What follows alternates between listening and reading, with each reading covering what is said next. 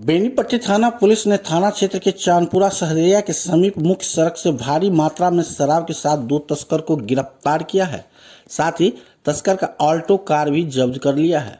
पकड़े गए तस्कर की पहचान दरभंगा जिले के जाले थाना क्षेत्र के काजी वहेरा के कमलजीत सहनी और इसी थाना के कमलपुर के दीपक जायसवाल के रूप में की गई है।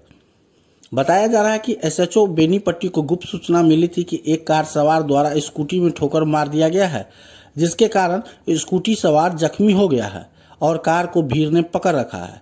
उधर जानकारी मिलते ही एसएचओ ने गश्ती में निकले थाना के एसआई प्रियंका कुमारी को जाकर देखने और कार्रवाई के निर्देश दिए थे, जिसके बाद एसआई दलबल के साथ मौके पर पहुंची और कार में सवार दोनों व्यक्ति को कब्जे में लिया। साथ ही जब पुलिस बल के द्वारा कार की तलाशी ली गई तो उसमें रखे 29 कार्टन में रखे 870 बोतल नेपाली देसी शराब बरामद हुई।